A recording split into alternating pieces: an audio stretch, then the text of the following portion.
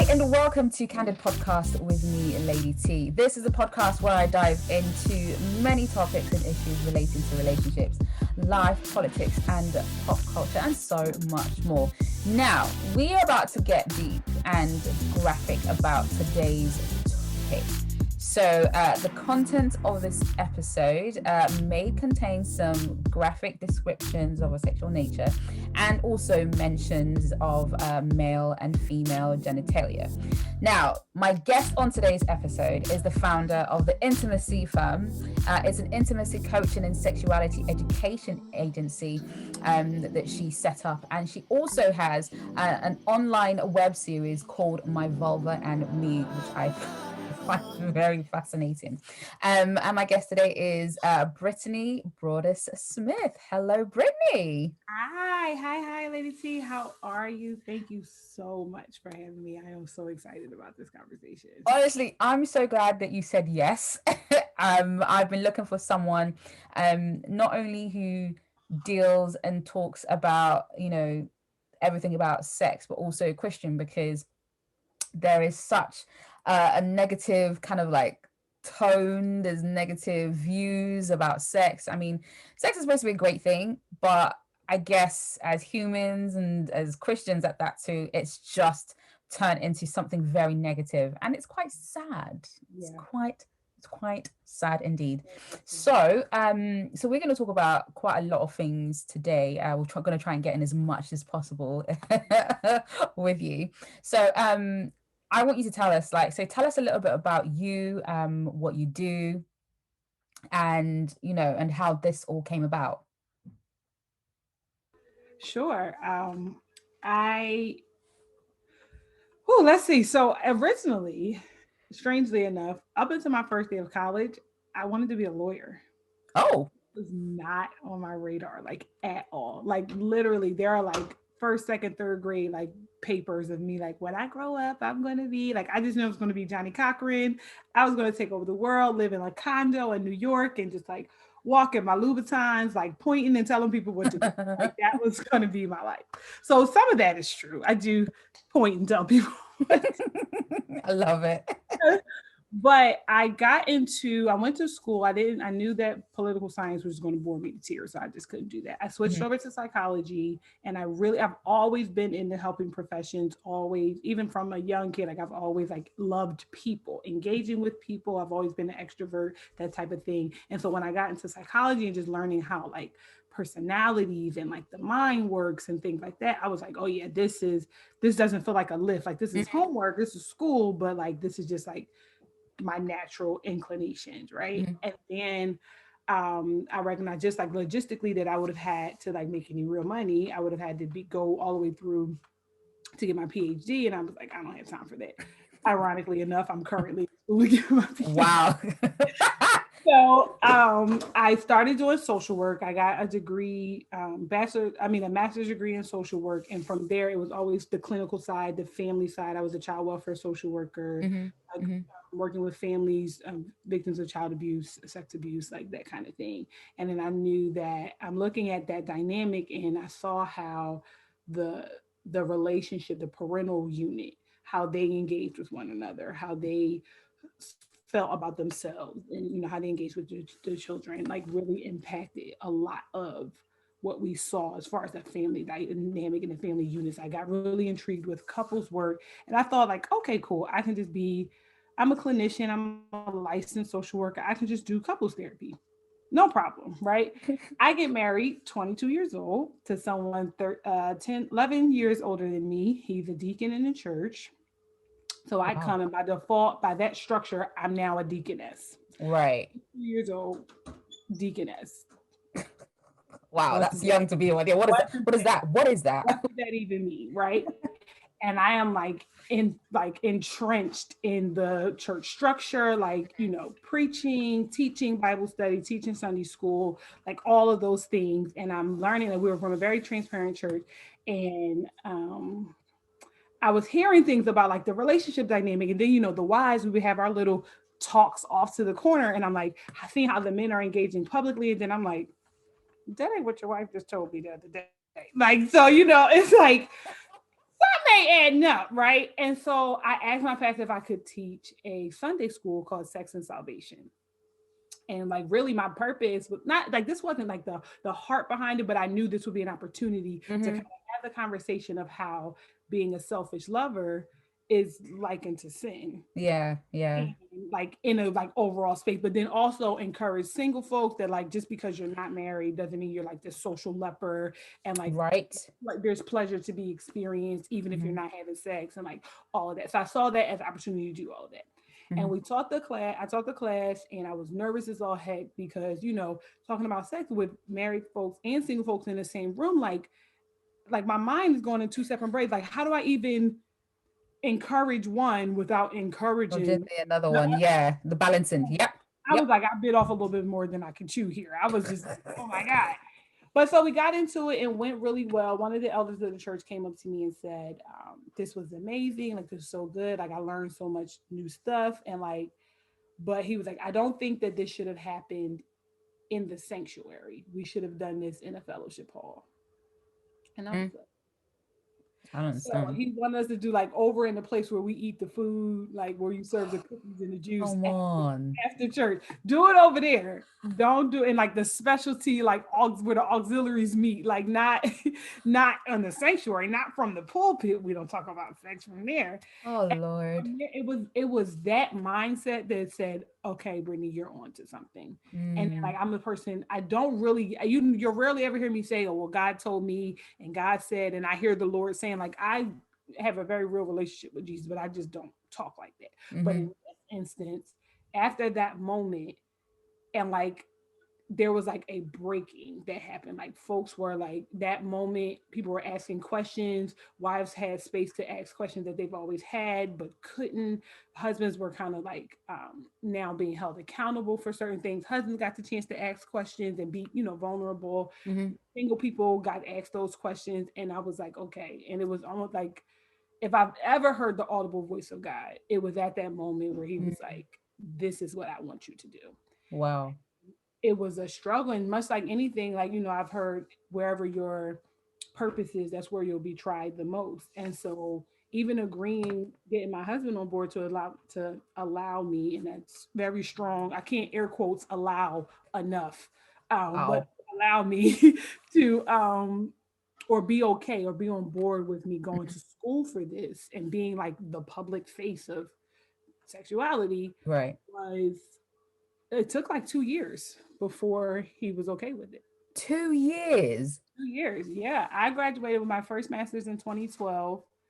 I took a break intentionally, and then I'm like, I'm ready to go back to school because I always knew some type of education was always going to be in my thing. Like my Yeah. kids, Yeah.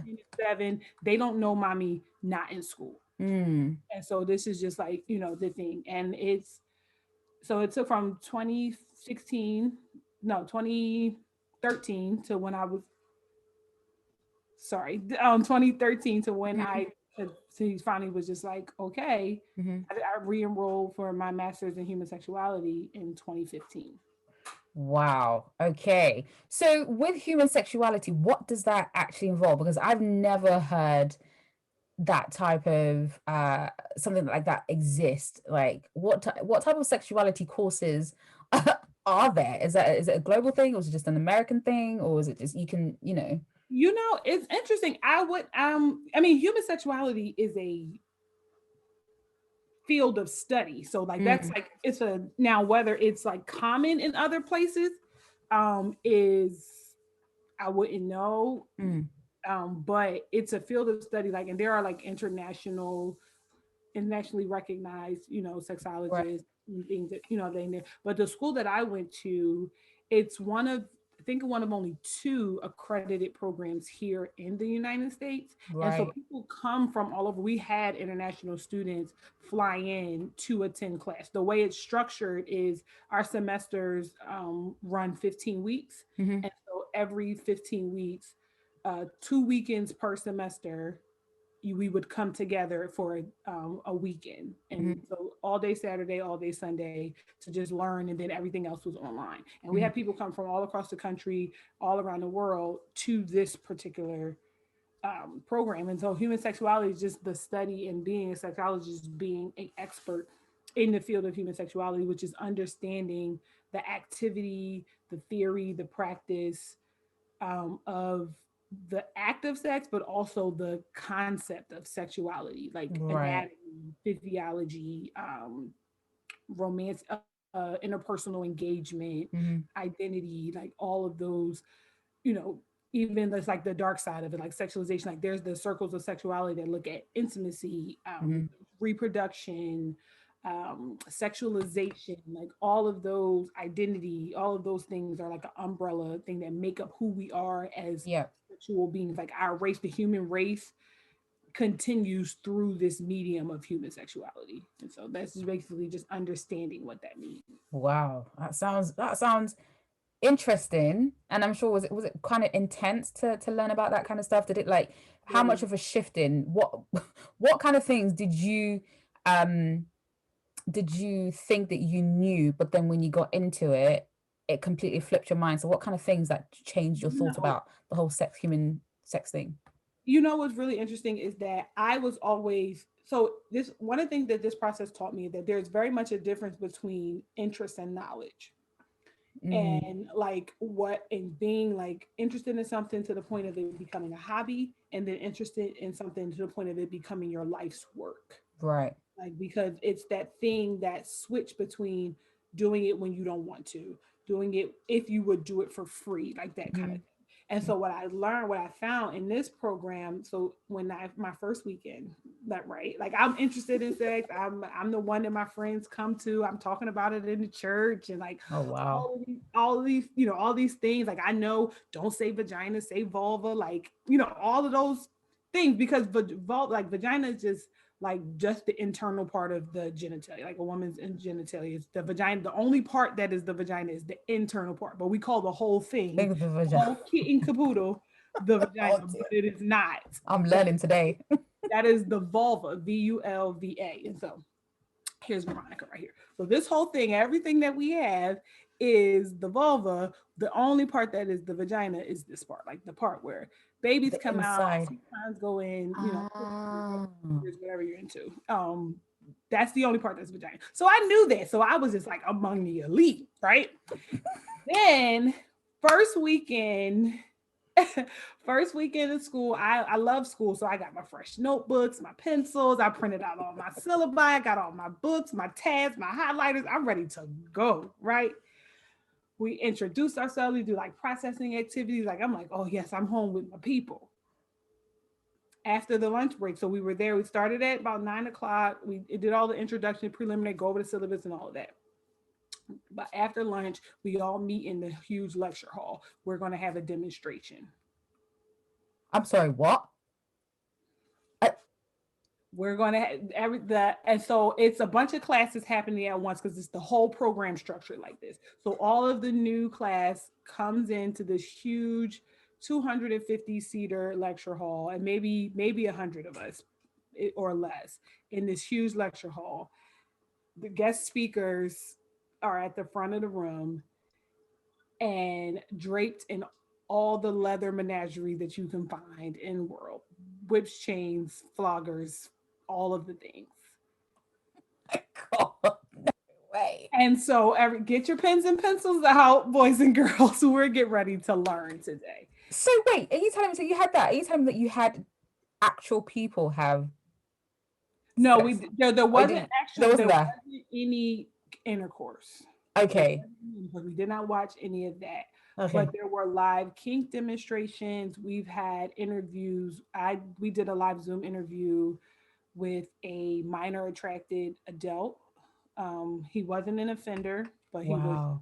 he was admittedly attracted to minors. Hmm.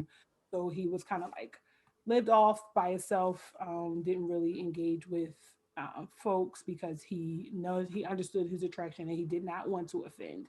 So he Close himself off. So this thing can actually be quite so you really get to see the dark side of I mean, the I wouldn't necessarily call it. I mean, for a minor attraction, I guess folks will call it that. I wouldn't necessarily call it the dark side as much as I would call it all sides of mm, sexuality. So what that process is called, because we did it that first weekend, weekend. I think actually first couple of weekends, it's called a SAR, sexual attitude readjustment or reassessment. And it's almost like immersing yourselves in all of the things, the most extreme or uncommon of things and behaviors to really force your biases, your unconscious biases to the surface, allow you to process in group, alone, through homework assignments to really figure out if this is really what you want to do. And if this is what you want to do, who you can and cannot work with, who are you called to, like those, that type of thing. And so we did that. There were, we had to watch and analyze pornography. We had, we really, and then after we would just watch a clip from, a trans uh, orgy or something like that. And then we Right. process our feelings. Like, how do we feel about that? What did we notice? What was happening? And it really changed sex for me because, Mm.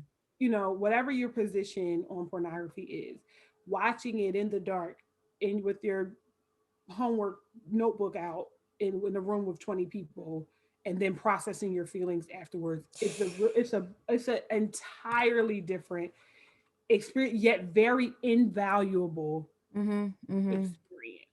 I And guess because so it allows you to learn it about. allows you to learn, and then the live demonstrations with the kink demonstrations and things like that, like folks meeting folks from the leather community, and that's like being able to ask folks from the community directly questions, Mm-hmm, so that mm-hmm, you kind of demystify these things. You're no longer swayed by what media says this group or this behavior or this, mm-hmm. these ideologies are about. Like people in the community really speaking to you about what's going on, and then really just developing your identity as a sexuality practitioner or professional. Yeah, definitely.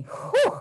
Wow, that is so that is so So I had to interesting. stay so the Sunday before and the Sunday after because I couldn't go to church because I was in school. So I was like, honey, bring the oil, child. We got the whole hands. I need y'all to keep me covered. Like my first lady and like the people, like the older women at the church, like they listen, this is your school weekend. You ready? You got everything you need. Did you pray? Like they were just so afraid that I was just gonna be, I was gonna leave Go and just wild like that. That's it. I'm done.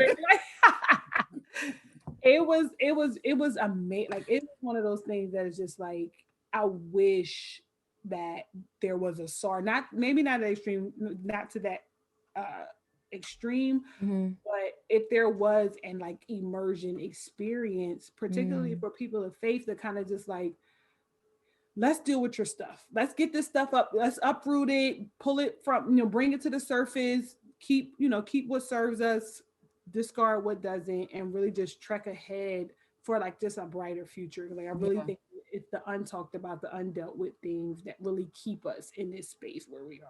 Yeah, and let's talk about that, the church, which is um I mean, so many people are always coming for the church, as the body at the end of the day, the people who run, who are leadership and everything like that, because well, we all are the church, but predominantly they're the head. So there's a lot of, and I know when we were going to talk about this, we kind of thought, okay, what kind of things can we explore? And I wanted to explore, the church's sort of views on sex and sexuality, and there was something that you mentioned as well about the shame element of it, which seems to be a huge thing.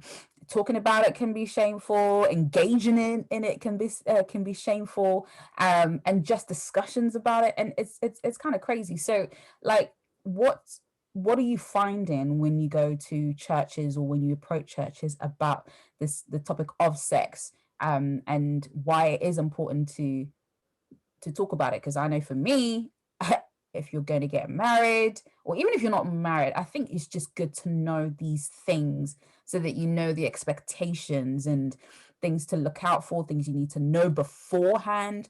But they don't want to teach you that. So what kind of things are you finding or have you found? Yeah, and a lot of times where we're in a space now where I think we've actually moved away from this idea that, oh, the church doesn't talk about sex, the church is silent Mm, about sex. We're kind of like this new age, post postmodern church. We are folks are having a conversation more. The issue is this thought that church leadership has to be everything to the body, to their particular congregants and beyond their skill set. You would never go to a cardiologist and have him look at your feet. Like it's just not. And so, but with pastors, they're expected to shepherd the flock and be the counselor and the sex educator and the financial planner and all of those things. So what I'm finding is that a lot of times pastors will bring me in because they are like spent with trying to connect the dots for folks as it relates to sex, intimacy, and relationships, but they keep seeing these related issues in their counseling session, in their pastoral counseling sessions. And so there are specialties for a reason. Like even within churches, you have ministries, you have the performing arts ministry, you have Right. the finance ministry, you have people gifted and skilled and talented to do a certain thing, called to that particular area. So I think we're in a place where folks are having a conversation more, but just like not the right people, not the right people, or the people who are having it aren't equipped with just that practical understanding of Professionals, sexual health. basically. Exactly. And helping just like expand this idea that only the ministry that happens in the four walls or that are birthed out of the four walls of the church count. Because they're, when he said, go ye therefore into all nations, like that means there are disciples in all parts of the world and all aspects of life. There are Christian doctors, lawyers, basketball players, like they're like everything that Everything. God will staff your weaknesses. So anything that you need, there are his people there doing that work. And so what times that I'll come in and I'm teaching lessons or doing things, and a lot of times it's kind of like an intervention as opposed to prevention. And I Wow. think that if we just adopt because the thing that I'm not even expecting, at one point I was of the thought that the church should teach sex ed, that there should be a space for it, that it should be included in their Sunday school roster, which I still kind of lean to. But if you don't have people skilled to have that conversation, then don't start it, because then you're doing this, or because misinformation is just as bad as no information, Right. and maybe possibly even worse. And so I think that if we, as believers, we do have a responsibility to create or foster a culture where the conversation is sanctioned, so that even if I'm not coming to my particular ministry, I know I don't feel like I'm doing something sneaky or or dipping my toe in something that doesn't belong if I have the conversation elsewhere, right? And just establishing, just as a culture, sex positivity, like Yeah. in the way we name our body parts, how we teach our children our body parts. Like we'll do head, shoulders, knees, and toes. It takes 2 more seconds to say labia, vulva. Like teach it what, like you're actually going out of your way to give genitalia a nickname. Like you had, like when we call it a pocketbook, when we call it the cookie, when we call it all things, you're going out of your way to call it something else, to teach the children that it's something other than what it is. Like you don't call a foot a stander. Like, get your dirty standers off my standard, I love that. or holder uppers off my couch. Like, no, you don't do. You just say feet.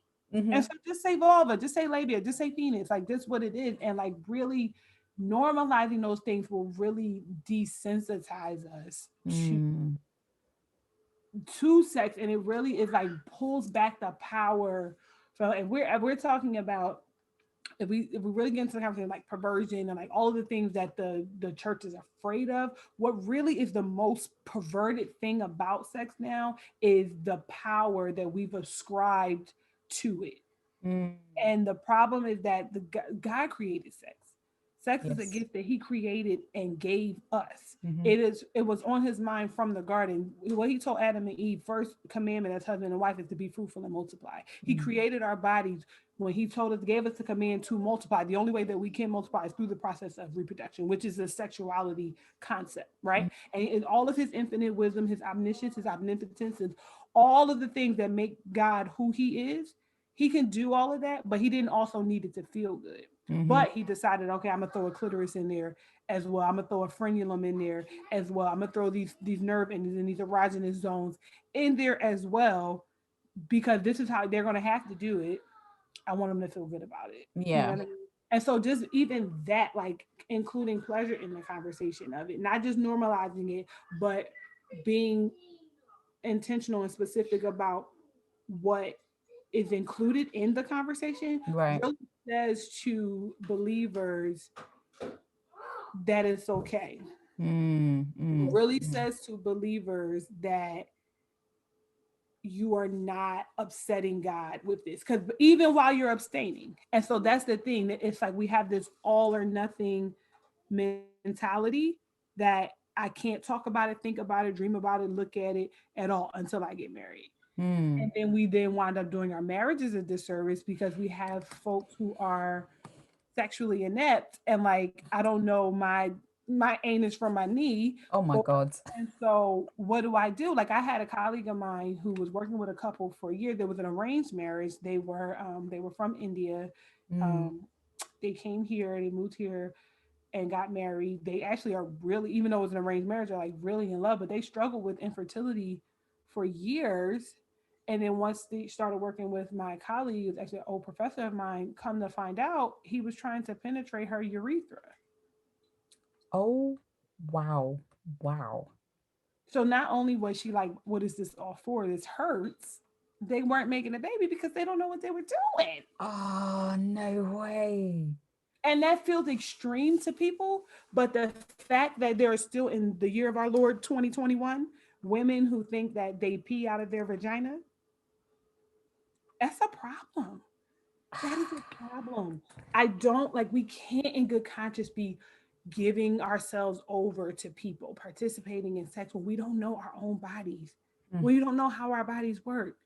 And so when you do that, you are always and forever like perpetually allowing sex to just happen to you. Mm. We're not actively participating and experiencing the fullness that it was intended to be when it's just like going with the flow, you know? Wow.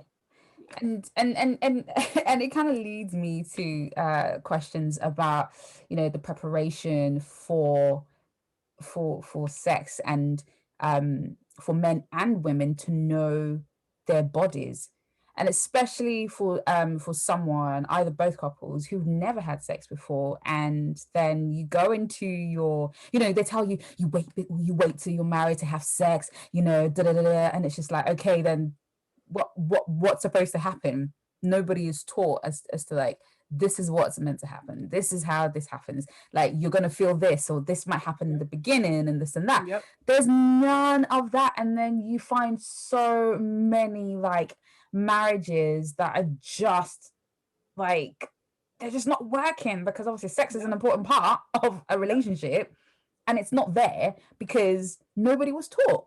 Yep. So is that a fault on the actual church for not preparing couples enough, or do No, you and think no, it's it's not the fault of the church. It's the fault of society. The church is just a microcosm of a larger societal issue. mm, It's the way we do sex and relationships is the fault of the patriarchy.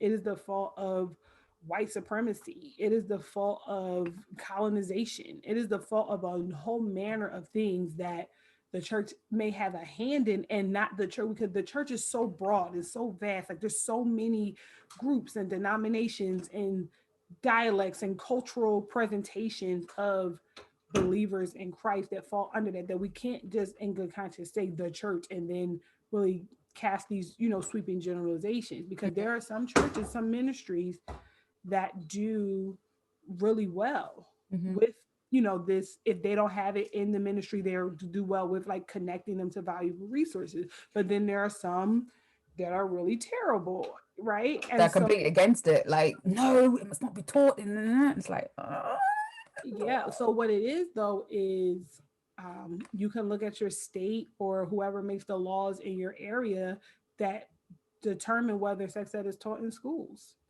Like mm, when you teach abstinence only, which has not proven to be, as even for those who abstain, even if you are a believer and feel like, God said I got honors abstinence until marriage. I am a believer who believes God honors abstinence until marriage. But mm, I also know that comprehensive sex ed is keeps people safer.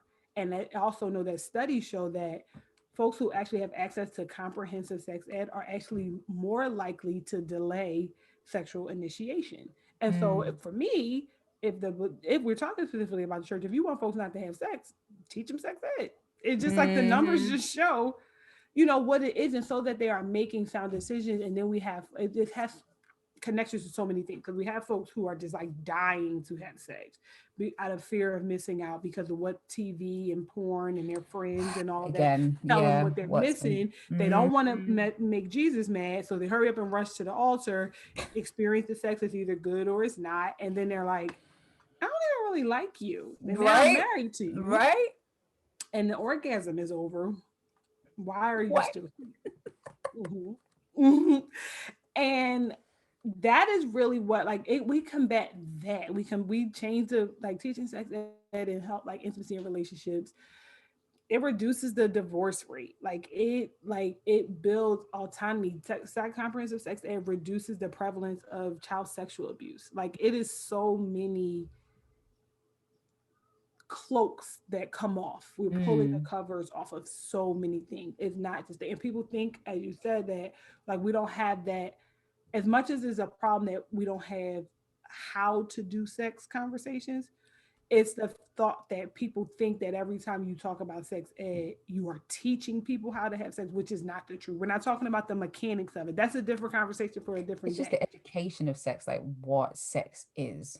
What it's that it's not teaching you this is you need to do this, you need to do no. Put your leg here. No, we're not Right, no, it's just talking about. I remember having sex ed education at school, and it was very interesting, I must say, because my mother, I'm from an African, I'm Nigerian heritage, so obviously African. You're not gonna get African parents talking about sex to their kids.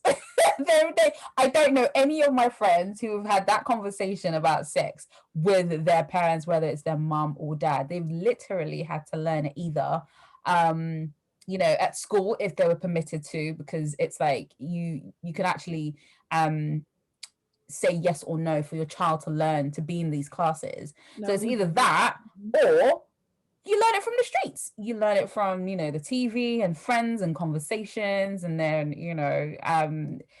yeah. And actually, what I wanted to ask you as well, what age do you think is appropriate to start learning about sex education?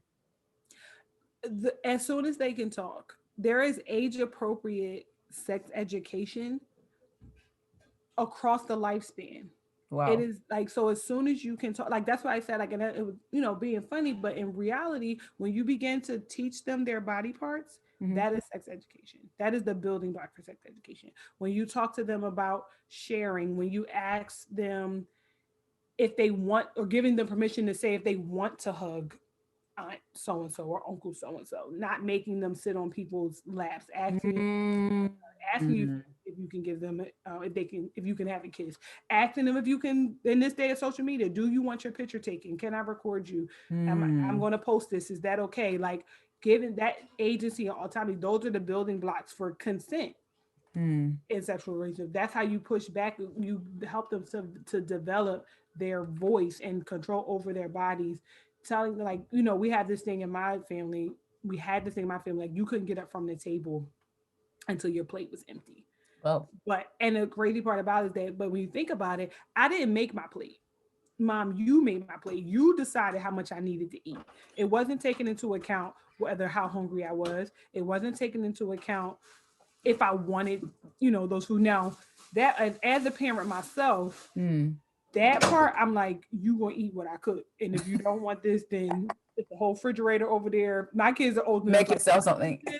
You better go make a sandwich or some cereal, because I'm not making 99 meals. Like, that's not happening.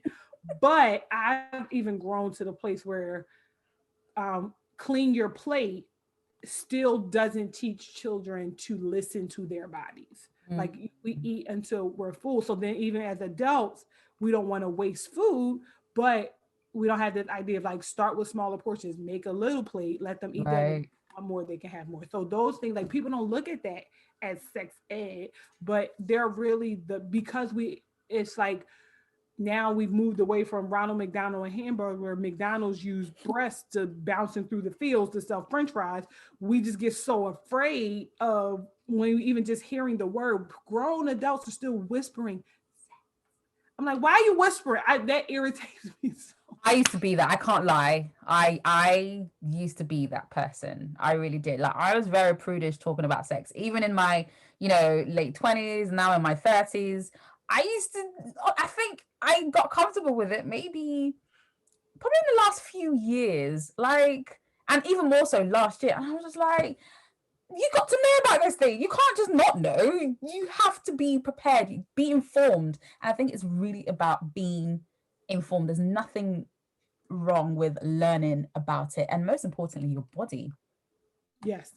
If nothing else. If If the thing is that if you're just like, I don't want to talk about sexual activity with another person, I'm abstaining. And if you open that door, I'm gonna wind up in the bedroom. I don't want to do that. I can respect it. Like, your triggers are important, and I can respect it. But you have to know how your body works. I know there's women who've never looked at their vulva. And I encourage them, like, however your cycle goes regularly, whether you have a cycle or you don't have a cycle, like once a month or so, every 30 days, take a hand mirror, and just make sure everybody's where they need to be. All the colors are the same. Notice if you have, vaginal secretions, like what color they are, what's the natural odor. right, That if things shift, it's very, getting a vaginal infection is not like it's a very common thing, but you need to be able to know so that when you go to the doctor, and that, particularly as Black women, they dismiss our concerns all the time. And so being able to say, no, my body typically does X, Y, and Z. I've been experiencing this for the last couple of howevers. We need to address it. And mm, don't allow them to dismiss. So when you have your voice and autonomy and agency in the health room, it'll serve you in the boardroom, because Black women, they don't pay us attention there either, and it'll serve you in the bedroom. And so just like no longer just having life happen to you, like being an active participant and a decision maker in your own life in whatever sphere that is. definitely. Woof. Yeah, because I think yeah, learning about your body is very important. I must say, because you need to know what's what. Like I remember one day I literally sat down and I went and looked online and literally looked at the female body, like even just as if like I've never learned anything before. Like, okay, so what parts of this? What does this do? What does this? And I was just like, gosh, God really created this body in some phenomenal the things I the mean, he body did his good creating, didn't like he? for real, like the things the female body can do and just Absolutely. produce. And I'm just like, wow, people need to inform themselves about how your body works. And like I know that like I said, it was hard to talk about sex and the body and stuff like that. Even one of my guy friends was just like, you kind of need to know this stuff. Like it's not, and he's a Christian, and I was just like, and at first I was like, why are you talking to me about this? But then I thought, wait, only a fool would despise wisdom. So I was listening to him. He was like, well, yeah, you kind of like need to know what your body does and what each function, regardless of sex, but what it really, really does. Because when you now get into a relationship or your marriage, and you're about to have sex and you don't know what's going on, like, and I think some women actually, it's been said, it's been noted that a lot of women, when it's their first time, they seize up because they don't know what's about to happen, and that progresses for a very long time to where like months on end they have not had sex since they got married, and it causes issues in relationships. So like, what are the kind of expectations that women need to start thinking about when it comes to having sex for the first time?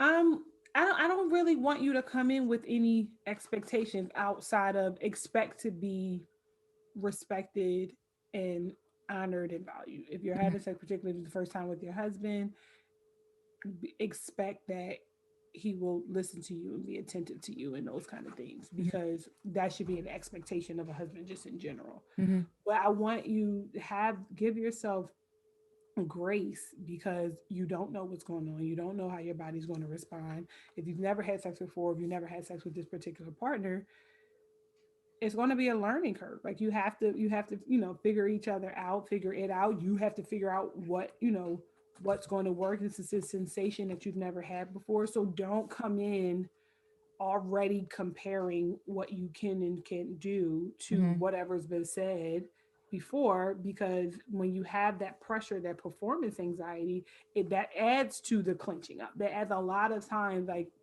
vaginal pain or sexual pain is because of like a tension that is either right at the entrance or somewhere internal, because people are, like you said, like kind of bracing themselves for what getting ready to happen, because that's another thing, a myth that is perpetuated, that the first time has to hurt.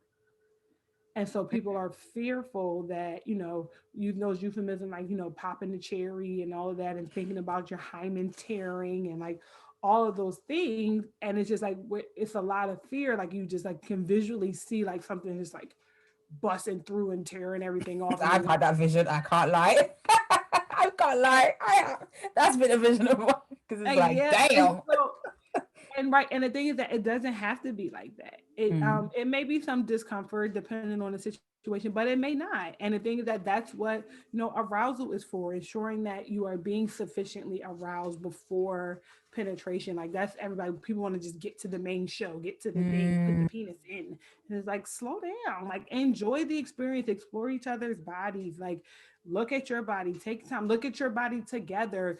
Take your time cleaning yourselves. All of that is like preparation for the thing. And what happens is, as the more and more you get aroused, the more like your vaginal canal elongates, and then the more lubrication that comes. And that was kind of works against the pain, and you're able to relax so that you don't have that muscle tension pain, and you are fully lubricated, so you don't have the friction, like rubbing, burning pain. Like it's take your time, and then don't think that, first of all, porn is terrible in as much as it's fake, and people want to recreate that, and then you realize that you can't, because you don't have a sound mixer and a fluffer and a director, and you don't have all of that in your bedroom. It's just y'all, and y'all regular old people do regular old things, Right. amazingly though. Like it's not like basic in like a negative way. This is like, I'm human and I'm normal, and I'm just gonna do what normal humans do. Do it right. Good about it. And then as you grow and as you learn each other, you expand little by little. There's no timeline, there's no race. If y'all are married and y'all are in this for a lifetime, y'all have the rest of your lives to bust it wide. Like take your time, ease into that thing. I've always said this. I'm just, and this is what I've always had that, and I know that that's how it's meant to be, because you've never had sex for the first at all. You're gonna get married. You've got your whole lifetime to explore, but then there's the frustration of guys wanting to have sex before, and that's my issue, and that's probably why I've been single for such a long time, because a lot of the guys that I meet, it's just sex. They just want sex, even grown men. And I'm like, okay, I respect the fact that you have been sexually active. I respect that. But can you respect someone that hasn't? Can you be selfless? Can you think of that other person? Are you able to wait? Are you able to restrain yourself? Do you like this? I mean, obviously they've got to like you enough, but it's just like, even still then they try. And like, I'm just not here for any of it. And I'm like, why can't you just wait? Why can't you just wait? And it's all down to you, whether, even if you like someone, great, pursue a relationship with them, like genuinely and intentionally, because anyway, if you're not, the heart will show and God will reveal your true intentions. And I think the difficult part with finding partners who are also abstaining is that I am not a person who believes that or sees the merit in being with a partner who is abstaining only because you're abstaining. Because for me, abstinence is a heart posture. Abstinence is a desire to serve God in a particular way, right? Through this sacrifice, through this obedience, and all those things. So if the only reason why you are not doing, like if you were with anyone else who didn't have the same standard, you would be doing it, then that's not a relationship that I will pursue. Because when those moments undoubtedly come where I'm weak, I need you to need to be strong. The fight. Yeah, you need to be like, babe, it's okay. Okay. And like, it's because the thing is that we are on that same wave, we're in that same mindset. We are both like, God, this is what we're doing for you. It's not about me. Because the thing is like, we're not saving ourselves for our husbands. We are abstaining for God, because he asked, this is not for a man, it's not for no human being, this is for the Lord. Mm-hmm. And so I need my partner to also recognize that he's saving his body as well Mm-hmm. for the Lord. Like, saving your body is not a woman shaped thing. Like, This is it. They think it's just the women, and this is the narrative that so many have fallen for, and it continues to be perpetuated, that abstaining is just a woman thing. It's the woman, she must abstain. But for a guy, oh no, you can just be hoe about town, basically. Like, sorry, I have to use that word, but that's just how it is. You can be that around town. But for the women, no, it's just like, no, you have to. It's the women. Did it keep yourself? Keep yourself. But no, who's telling the men to keep themselves to themselves? Do you get what I mean? And that's what really frustrates me. And I think, I don't know how that's ever going to change, if it will change, for people to really realize that men, you need to step up. You actually need to kind of like be the ones to be doing your own part in this conversation about sex. And I guess also being able to restrain yourself will help when it comes to when your wife is about to have your baby, when she's pregnant and she can't, and yes, I've heard that you can still have sex at so many months pregnant, but there might come a time where you actually can't, where it's too painful for. Can you hold yourself? Can you be like, I'm okay with it. I'm okay with it. She's carrying my child. I can respect that, because some men will just step out on their wife because they just need that and they're not getting it. And it's like, but where's the loyalty and the respect with Yeah, nobody needs sex. Like, that's not like a need. Like, you can want it a whole lot. You can desire it. It's a need. It's a need for men and women. Sex is a need. It was created to be a need. Like, it's not, food is a need. Water is a need. Arguably, Jesus is a need. Like, right. And now it could be a strong want. It can be a desire. Like, your quality of life, when you have this culture of sexual excellence, and like you have access and equitable pleasure and all those things, like your life is, the quality of life, your well-being is better. But the thing is, like, you're not going to die without it. And so that is the problem. That is the narrative that men need. And so we make excuses for their behavior, whether it is stepping out on a partner, which oftentimes men who step out is it's rare that is, oh, she's not giving me enough, so I'm gonna leave. Like, there's other issues working there. But that's why the conversation of abstinence is most often vulva shaped, because it's just like, it's too much to think that a man would abstain. And so then when you have a man who is abstaining, there's something wrong with him. He may be gay. And like, it's all of these, like, because we cannot fathom a world where a man would just make the decision to be abstinent, right? Sex. So then, and because we're positioning it as a need, that then still keeps a woman as responsible in service to meet that need. Yeah. And because for us, it's not viewed as a need, then when you have those relationships with higher desire women, those cries fall on deaf ears, because, oh, you'll be all right. It's a lot. All right, so I want to ask you, what are the different forms of intimacy apart from sex? Full penetration. Like, what other types of intimacy? Because obviously you have the intimacy firm, so there must be like lots of different other ways of being intimate with someone than just penetration. Yeah, absolutely. So the thing is that intimacy is not intercourse. Like, that's a myth, that we use the word intimacy to replace the word sex. Most often when we say we're being intimate with our partner, we mean we're having sex with them. And that's because we want to use a cute word to wrap it in, because we don't like to say sex. But intimacy as a concept is like this deep exchange of vulnerabilities and knowledge of like the intricacies of one another. One of my favorite sexologists defines intimacy as being seen, being heard, and being valued. And she talks about when emotional vulnerability is met with emotional security, then that's when you have intimacy. And so Mm.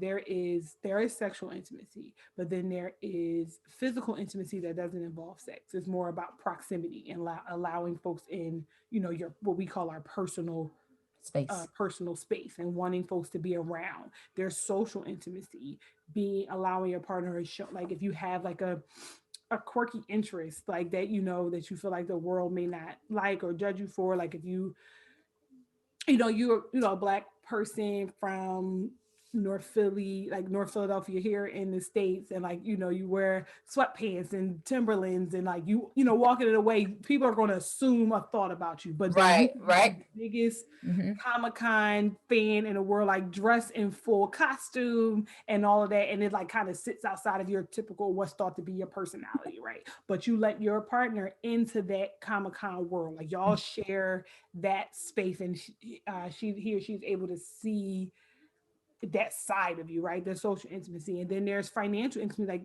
do y'all have access to each other's bank accounts? Do y'all know how much each other makes? Like, if I need, can you borrow money? Like those, that's financial intimacy. Then there's the spiritual intimacy, which is not just germane to romantic relationships. Mm-mm. Like when you ask somebody to pray for you when you're really going through, and you give them, and when they say, how can I pray for you? We like, just pray for life, health, and strength. And it's like, God will figure out the rest of it. But when it really is like, my marriage is falling apart, I think my son might be gay, and I don't know where my next meal is coming from. Like those type of prayers, Mm. that's intimate. There, we have an intimate, or at least we should have an intimate connection with God. That really is like the blueprint for how we do intimacy in all other areas. And then there's the emotional intimacy and things like that, where it's like, can I tell you my deepest, darkest secret? Do you Right. know my trauma? Like, those kind of things. Can I ask you for something that I want and know that you're not going to judge me for it? Can I tell you my hopes and my dreams and my 5-year plan, and like all of those, and where it's like we're both in a space where we can be vulnerable, because being in love and being in a relationship is risky, and vulnerability is Love is risky. a risk. But when the big risk, great reward, is that being, like as Shamira says, being 100% seen, Mm. 100% heard, knowing that that all of the things about you, good, bad, ugly, and different, are seen, heard, and valued. Mm. That's what intimacy is in all spaces, all facets. So sex, as it relates to that, is just a very small part Mm-hmm. of the overall experience with intimacy. So if we reduce it to just intercourse, to just penetration, because even if we look at sexual, we love penetration so much, but there's so much more to sex than just being penetrated. Mm, yep. And like there's so, and because I think so, then what happens if you have experience with erectile dysfunction, or you have some type of medication that is impacting like the ability to be penetrated, you think that your sex life is over. But there's so much more to do to engage sexually, to be erotic, to be aroused, all arousing, all the things that don't involve penis and vagina penetration. So can you tell us about those type of things then? Because I it was last year I learnt that uh a female doesn't necessarily orgasm from penetration. It can be other ways as well. And I was shocked. I did not know this. This was only last year. I learnt this, and I was like, wow, this Yeah, I is think this is last I checked, I phenomenal. think I think the numbers are about at 70% or so, somewhere in that range of women report not orgasming from penetration, Yeah, penetration alone. yeah, Now most women, majority of women require clitoral stimulation right. to orgasm. So, what? So we're thinking about other ways to be there. Is anything that would involve stimulating the clitoris? If that's oral sex, if that's like manual stimulation, depending on your position on it. There's sex toys and like those type of things, and really just like massages, and kissing is a very underrated, like doing a massage with no hands. Like my another colleague of mine, Dr. Lex Brown James, she took Gary Chapman's love languages Yeah. and turned them into sexual activities. So where you fall on your love language quiz, she created like that chart of like sexual activities that would uh, lean into your sensibility, your natural sensibilities based on what Wow. your love Okay. language is. So like if your love language is gifts, then receiving oral sex with no expectation of reciprocation would work. If your love language is an act of service, a massage with no hands, like that Wait, hold on a minute. Wait. A massage with no hands. no hands. Okay, my mind is thinking like, wait, what does that include? What does that involve exactly? Because I'm like, what? Let your imagination flow. Wow. Oh my gosh. I just learned something new. Yep. Yeah, her name is Lex Brown James. She's the couples clinician, Lex Sex Doc on Instagram, and other young lady I spoke with, sexologist Shamira on Instagram. They have really great resources. Actually, Shamira has a book called, it's actually right here, called Use Your Mouth. It's and she has a card deck that goes with it. I know, look at your face. So it's called Use Your Mouth, but it's pocket-sized conversations to simply increase 7 types of intimacy in and out of the bedroom. So basically, what we're talking about now, use your Yeah. mouth, meaning talk, have the conversation, Yeah. get into the nitty-gritty of who and what you are and what you want. And so that's how you really increase intimacy and draw each other closer through connection. Okay. Um, Regarding sex, and then also beyond it. It creates that, like, again, it's the difference between the quantity of sexual activity and the quality of the culture, the sexual culture. Culture around it. Yeah. Yeah, so I have some questions that some of my friends wanted to know, and that's obviously from a Christian perspective, because we sometimes have these discussions and it's like, would you or wouldn't you or not, or how would you feel? And there are a few things that came up, and I think the main things that came up quite a bit: should Christians engage in oral sex? Should they use sex toys? And of course we've discussed about learning about sex before marriage, which is is a given, that you need to learn, at least know about it, be informed. And and they mentioned BDSM as well, which I was very shocked. So what's your stance on Christians with oral sex and sex toys? Question on oral sex. Mm-hmm. I mean, if you're married, and by all means, do your thing, have your way, have your way. Like, I'm not. I mean, but seriously, I've not come across any contextually accurate scriptural exegesis that forbids oral sex Right. right as it relates to sex toys. It really is one of those like personal things. So again, there were no sex toys in the Bible, so you can't say, oh, the Bible says, right? No. But like, that, like, that umbrella word, like pornea, where we get the root word for sexual immorality. If pornea is the root word for pornography. Porn, Like, so yeah. there are like arguments that can be made that lends itself in that direction. But it really is one of those things where, because I've had folks look at it, turn away, and feel like it pulls them away from the marital connection, because then it becomes dependent On a that particular particular thing, thing, right? right? But then there's also another sexologist friend of mine, Goody Howard. She teaches a really good class on um, pleasure aids for those with chronic illnesses, and Right. how you aren't able to, your body isn't functioning the way it typically functions, so your mobility or things like that is different. And so this benefits for circulation and like all of those things. There are studies that talk about the heart health of and heart health benefits of ejaculation and things of that nature. And then you have couples who are long distance. You are married couples who are long distance, deployed, all of those That things. So too. like a mutual masturbation situation where these are two married adults who are engaging with one another, but just happen to be at Apart. at a distance. It's just really, for most things, it really gets down to the motive and the heart of the matter. And Right. if you're sneaking and doing it, if there's like not like what is the purpose? Like if it has no connection to your marital relationship and building that, Mm-hmm. it's not even a matter of whether it's right or wrong, but like the why though is what that's where I would dig into there. Okay, all right.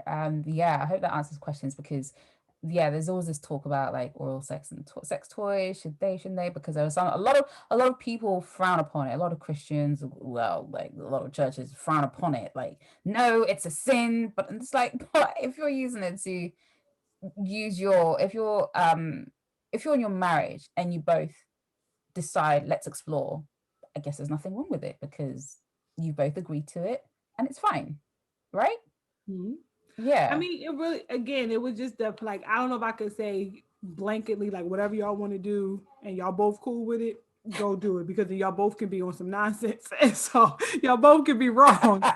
So I can't say that. But the thing is, Yeah. it starts, you start with the word and then you build out from there. You start with the word, then you build with you, then you go to your partner and have the Mhm, conversation and really build from there as far as how does this serve us? mhm, How um, does this in any way, shape, or form dishonor mhm, dishonor God? Because there's also the thing that what we can think about. Certain things may not be explicit mhm. in the text, but that doesn't mean, oh, the Bible is silent about it, so let's go do it. Because the Bible Yeah. also says everything that is lawful is an expedient. So there may be things that you can do and nobody's going to really be mad about it, but should you? Yeah, just because you can Yeah. doesn't mean you should, Yeah. kind of thing. Yeah, Yep. that right there is another thing. Just because should you, shouldn't you? So what I feel like for you, your process is to normalize the discussion about sex and for people not to be shameful about it, because I think it's because there's so much more that I want to talk about, and I think we might have to sort of revisit this another time, but really go in depth about some other stuff and some real Mhm. key stuff about sex itself.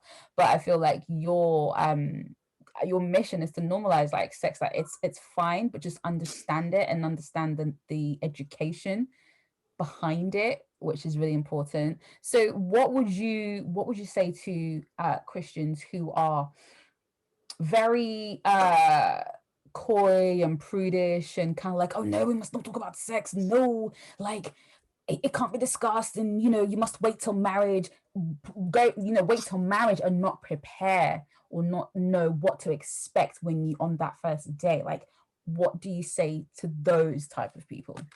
I would see, and the thing is that so my promotion has always been about sexual authenticity, right? And there are going to be people who are never going to stand in the town square shouting sex and penis and dildo from the top of their lungs. It's just never going to happen, right? And so that is okay.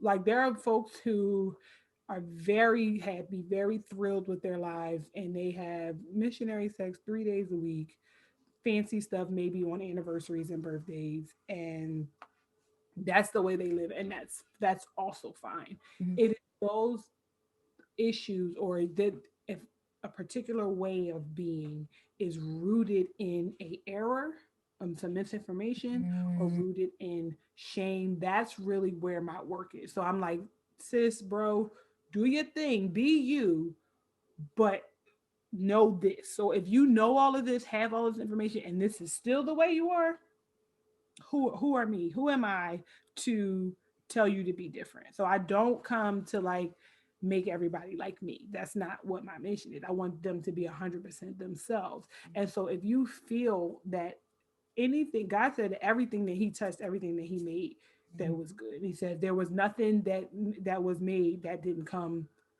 through Him. I think John said something about everything that was made was whatever the scripture was, y'all know what it is. In there it says, my hand is in everything. Basically, Yeah, is what God is yeah. saying. This me, all of this. Hmm. And so nothing that I touch can be called unclean, Hmm. right? And so if God is saying, if God created it, if God designed it, and you are aligned with His way and will as it relates to it, when you are calling what God's thing dirty, then now you have issue with Him. So Hmm. let's look at that. Let's look at how you look at God and how Right. you look at any other thing that he created. And most often, how you look at yourself, because a lot of people who look at sex as dirty, there's some internal shame happening as well. Right. Because they look at sex as dirty, but they still have sex. And that's like a cognitive dissonance that I just can't, like, that really burdens my heart, is because you feel this way about this activity that you are subjecting yourself to regularly. So let's deal with that. Because if you think that sex is dirty, I absolutely don't want you to have sex until you work through that. Right. Like, you shouldn't be having sex if you think it's dirty. And we hope people learn that or understand that, because it's just frustrating when you think it's dirty and then you like you said, you're then doing it and then telling other people not to do it, but you're doing the same thing that you're very negative about. Like, how does that work? Like, it's such the most hypocritical thing ever. And and then just young people just there's so much. There's so much to this thing. Like the whole issue of sex, it goes so deep, and and I know there's so much more we can talk about, because we haven't even scratched the surface on like sexual traumas, things that happen from people when they were young or even as adults, and the relationship with sex, the perceptions as well. There is so much more that I know that we could talk about, and we probably will, I think, in more detail at some point. But it's just been absolutely awesome speaking to you. I feel like we're just smooth, barely smooth, or scratch the surface with this conversation. So yeah, it's just been absolutely fantastic. So thank you so much for joining me on this episode, talking about sex and the church, and just the concepts, the thoughts about about sex and whatnot. So in terms of like your web series and the things that you do, how can people get in contact with you, to talk more in detail about what you do and intimacy and how to get that going? How can people reach you? Absolutely. So if you want to be a part of my like social media community and like the daily shenanigans that we have going on, I've seen a couple of them. is at the Intimacy Firm on all platforms: Instagram, Twitter, Facebook, and YouTube. So if you want to catch up on season 1 and 2 of My Vulva and Me, you can do that on my YouTube page. Just search the Intimacy Firm on YouTube and pull up my channel. Season 3 is actually premiering May 2nd. I think that's Tuesday, whatever, that first Tuesday in May. I'm pretty sure that's May 2nd. With like, I can't wait to release the lineup. Like, the season premieres is gonna be like bananas. Like, I'm just like over the moon about it. And if you want to do some like one-on-one work, and you're one of those people that's like, oh yeah, I think sex is dirty, but I'm also having sex, and I want to do some work around that. I want to do some work around learning my body. Or you saw Veronica and you was like, what is that? And you want to learn more. You want to do some one-on-one like coaching with me, www.theintimacyfirm.com. You can reach me there to do one-on-one counseling. If you have like a church or a women's group or a girls' night that you want to do, my signature workshop, Daring Discussions, is a sex and relationships game night. And we play games, but really get into. Is that for couples or is that for singles? Singles, couples. So it's a custom game night. So whoever the group is, I customize the games towards that group. Yep. Wow. Yep. Okay. Yep. Interesting. And since COVID, we've been doing them virtually, and with depending on when folks book, I've been sending them like their game night kits. So we all have the same materials and we're doing the same thing. And so really just like create like an amazing experience. And you can do all of that through my website, theintimacyfirm.com. Wow, amazing. Well, Brittany, honestly, it has been an absolute pleasure speaking to you. You've definitely blown my mind on a lot of things as well, and just been super open about it. And I think, as you're listening or even watching, just like, just have the conversation. Don't be too like, as they say, rigid about it. Talk about it, be free to talk about it, learn about your body and learn about what does what. Go on YouTube, it will teach you different parts of your bodies, and and just learn to accept like who you are be authentically you, which is the most important thing. So thank you once again. It's been an absolute pleasure. It was. This is really great. I'm excited. Thank you.